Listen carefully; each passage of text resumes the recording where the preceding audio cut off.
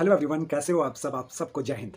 आज का टॉपिक है लद्दाख केस। देखिए, हाल फिलहाल में जो बहुत ही करंट इशू बना हुआ है वो है सोनम वांगचुक। बहुत बड़े पर्यावरण एक्टिविस्ट, सोशल एक्टिविस्ट देश के हैं और लद्दाख की जनता तो इनको बहुत बड़ी मात्रा में प्रेम करती है। सेंट्रल गवर्नमेंट के द्वारा इनको अरेस्ट कर दिया गया है। बहुत बड़ी मात्रा में वहाँ पे हिंसा हुई लद्दाख में। 4 लोग मारे गए फायरिंग में और बहुत सारे लोग क्या हैं इंजर्ड हुए। साथ में ही वहाँ पे लद्दाख बंद है, कर्फ्यू लगा हुआ है, इंटरनेट बंद है। तो जिससे जो डेली लाइफ है, डेली कामकाज है, वो बिल्कुल ठप पड़ रखे हैं लद्दाख में। तो इस बारे में आज बात करते हैं। देखिए, 2019 में अगर हम बैकग्राउंड में जाएं तो लद्दाख पहले क्या था? ये एक स्टेट का पार्ट था। वो स्टेट था जम्मू कश्मीर। आर्टिकल 370 हटाया जाता है कहाँ से? लद्दाख से। तो उसी के बाद ये अलग यूनियन टेरिटरी बन जाती है और जम्मू कश्मीर अलग बन जाता है। तो धीरे धीरे लोगों को स्टार्टिंग में तो लगा कि ये अच्छी बात है कि अब हम क्या बन गए, सेपरेट यूनियन टेरिटरी बन गए हैं।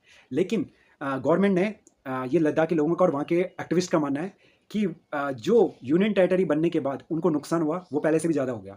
तो उन्होंने सेपरेट स्टेट की मांग करना शुरू कर दी कि हमें लद्दाख को अलग राज्य बनाओ, ना कि यूनियन टेरिटरी। साथ में उन्होंने शेड्यूल 6 अनुसूची 6 के अंतर्गत अपने लिए विशेष प्रावधान मांगे, जनजातीय लोगों के लिए विशेष स्वायत्ता ऑटोनॉमी मांगी, साथ में लोकल गवर्नमेंट में अधिक अधिकार मांगे शेड्यूल 6 के अंतर्गत। तो ये तो रही बैकग्राउंड की बात। अब आगे चलते हैं प्रमुख घटनाएं।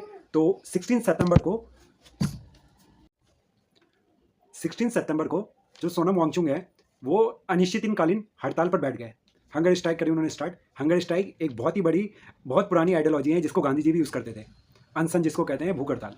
तो धीरे धीरे करके उसमें बहुत सारे लोग शामिल हुए लद्दाख के, खास करके जो स्टूडेंट हैं और जो यंग यूथ है वहाँ का। बहुत लोग, इंडिया से भी लोग वहाँ पे उस आंदोलन को सेपरेट कर रहे थे सोशल मीडिया से। तो धीरे धीरे करके ये गवर्नमेंट तक भी बात फैल गई और ये स्टेट में भी बात फैल गई कि ऐसी वो हो रहा है। फिर इसी सिनेरियो में हम आगे देखते हैं कि 24 सितंबर को ये हड़ताल भी वैसी चल रही थी जैसे डेली चलती है। ठीक है, लोग अपनी अपनी बात रख रहे हैं, अलग अलग तरह के एक्टिविस्ट जो भी अपनी डिमांड रख रहे हैं। और ये हड़ताल सोनम वांगचुक ने मुख्य रूप से सेंट्रल गवर्नमेंट को अपनी बात रखने के लिए, जो कि सुन नहीं रही थी, उनको पहुंचाने के लिए इस तरह का तरीका अपनाया था। तो 24 सितंबर को भी इसी तरीके से बात रखी जा रही थी। लेकिन जहाँ पे धरना था, जो धरना स्थल है, उससे थोड़ा दूर बाहर में हिंसा शुरू होती है और कुछ उपद्रवियों के द्वारा हिंसा फैलाई जाती है।